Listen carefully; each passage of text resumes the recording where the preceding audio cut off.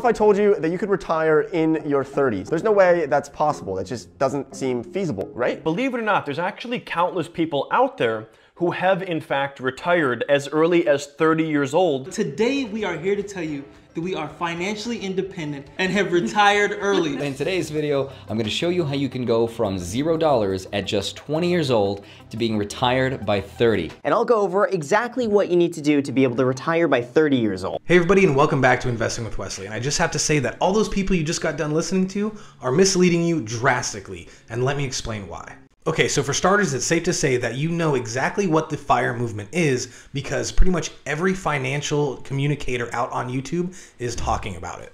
But just in case you aren't aware, FIRE stands for Financial Independence Retire Early.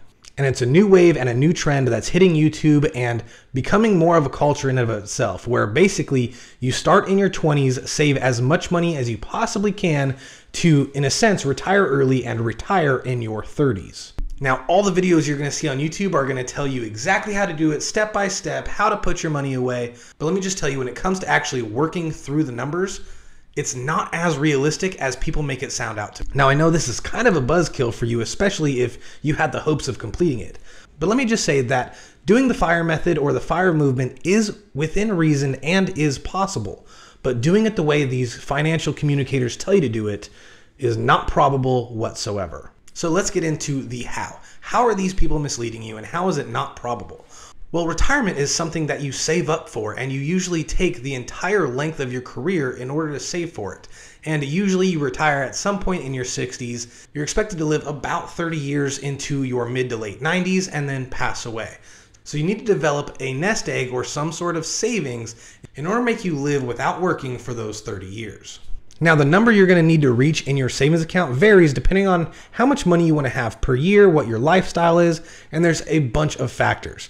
But the number that your nest egg has to reach is called your financial independence number. Now, I've created videos in the past, and I'll link them up above, on how to calculate and find your financial independence number. But for now, I'm just going to throw out some examples so you can better understand exactly where I'm coming from. So for starters, let's assume that you're going to retire at 65 and live till 95. You have 30 years worth of income to save up for. Now we're going to assume that you want to make about $50,000 a year in retirement. You're going to get a 4% return after inflation and taxes are calculated. You take your entire year's worth of withdrawal at the beginning of the year, and you expect to have $0 in your account when you reach 95. With all those assumptions and factors plugged in, your financial independence number is as low as $900,000. Now, $900,000 isn't that hard to save up for when you have an entire career worth of time to do it. But doing it in 10 years is extremely difficult.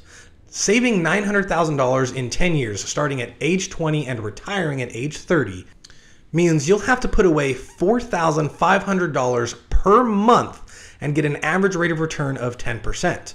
Now, the rate of return isn't the issue because you plug it into the S&P 500, which on average gets 10% every year, and you're pretty much set. The real issue comes from the $4,500 that you put in there every month. In order to make that a reality, you have to work a job that pays you $65,000 a year, because you also have to factor in the taxes that they take out and that you'll have to pay. So the gross income that you'll have to make is $65,000 a year just in order to afford your savings plan. We haven't even factored in all your other living expenses and costs of living and anything else. So already that is a huge hurdle to make more than $65,000 a year. And also, just for reference, the average American individual income is $51,480 a year. So you have to make more than the average American makes in a year just in order to put enough money away in savings to make this a reality. And let's just ignore the income limitations. Say you landed a great job in a up-and-coming tech field that is paying you handsomely. Let's just ignore the income limitations for a second and say you successfully saved $900,000 by the age of 30. Congratulations, but there is still a looming issue here. The $900,000 financial independence number that we calculated earlier was to live 30 years, meaning you retire at 65, live until you're 95, and you're set. Remember, that's at a zero balance after 30 years. Well, if you retire at 30, that's not a 30-year wait. That's a 65-year wait. So your $900,000 isn't going to give you the $50,000 a year lifestyle that you want it to. Meaning your financial independence number has to be even greater, or your cost of living has to be even smaller. If you want to make that $50,000 a year financial independence early retirement number worth it, then you'd have to save over $1.5 million by the time you're 30 in order to have that $50,000 a year until you pass away. And just in case you're curious, we got that number by doing the 4% rule. Now, there's been some other cases saying that you could actually draw more than the 4% rule and still be safe. But for now, we're not going to get into those. We're just going to use the tried and true 4% method.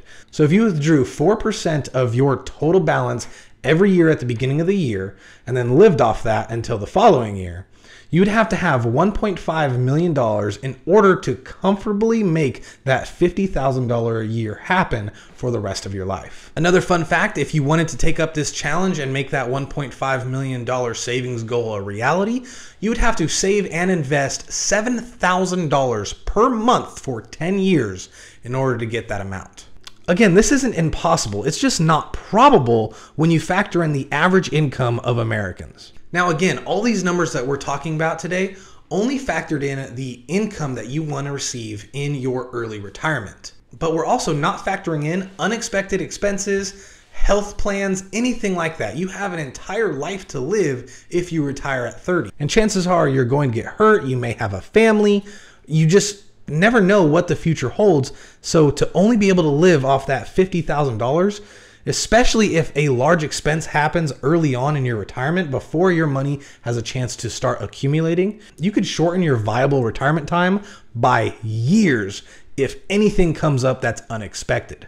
So if we're going to be countering for that, that only means even more money. Now, I don't want to sound super cynical or anything, and I want to give you some honest advice on how to actually make this a reality for you if it's something that you really want to do. Now, step one is to find a way to make a good amount of money over that $65,000 a year limit. It could be a job, it could be starting your own business, you could become a real estate agent and work off commissions. There's a million and one different ways you could do this. The easiest one would be to start your own business. Now, when I say easy, I don't mean easiest to make that money, but I do mean it's unlikely that you're going to find a job that pays you that well, and it's unlikely that you're going to be extremely successful in real estate or other commission sales-based services without having money to advertise and to put forth into the look of the business. But for an extremely cheap amount, we're talking $300 or less, you can start an Etsy business or a dropshipping business online. Now, if we go just based on statistics, those businesses aren't going to be super successful and give you that kind of money that we're talking. But they will be a start to teach you how businesses work, educate you on a bunch of different nuances, taxes, liabilities, inventory, structuring your businesses, everything like that. They're going to be a great educational experience. And hopefully they're successful enough to produce a good amount of income so that you can actually invest in other businesses. Now, although I spent the majority of this video saying that investing into the market at a 10% return is going to be very difficult to do to reach that goal, I still think that you should invest. I think the vast majority of your savings should go into investments to grow at that 10% rate. But I also don't think that you should live extremely frugally to put all of your money in these investments. I think you should intend to live frugally if you try to retire at 30.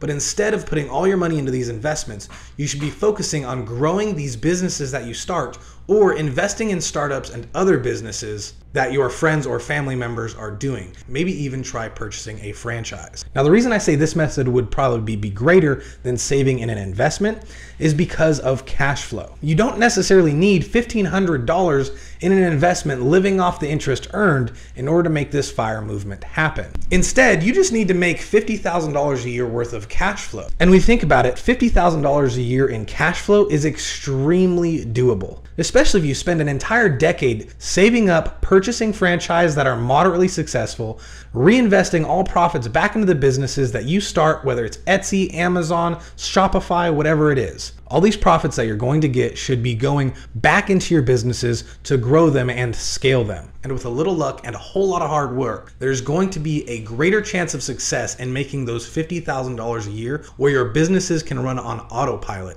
than there is saving the $1.5 million in an account to live off of the interest. Now, of course, these are real quick and dirty examples, and I'm not saying this is 100% foolproof of a plan.